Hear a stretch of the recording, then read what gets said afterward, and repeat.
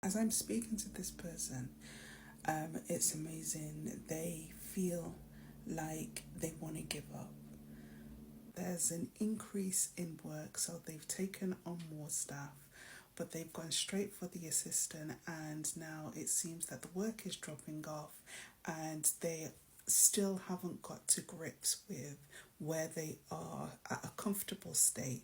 So they're happy that the work is dropping off, but then they're sad that the work is dropping off because they have to pay for this person that they or people that they have brought on. Very stressful for an individual who thought that they were doing right, only to now realize that maybe it wasn't such a good idea in the first place. Once we become overwhelmed with something, we just want to get rid of it. So, the first thing that most people do is to say, hey, I need a clone. If I could just clone myself, but if I can't clone myself, then I need an assistant where I could just hand it over.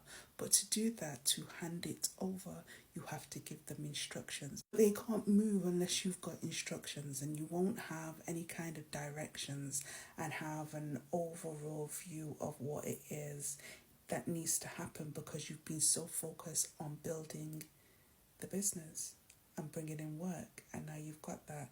You're not prepared because you don't have anything prepared to say, hey, this is how we do. Your first hire may not necessarily have been an assistant. You don't want to overindulge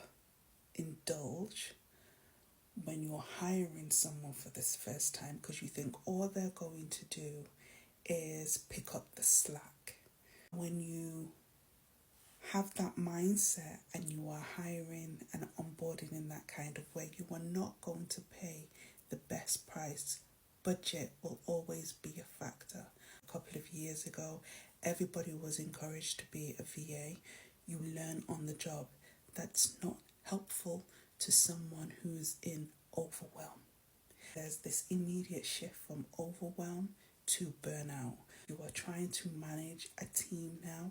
You are trying to keep up with the orders. If you're still keeping up to date with, the forward planning, the strategy, that there's a void and there's a dip.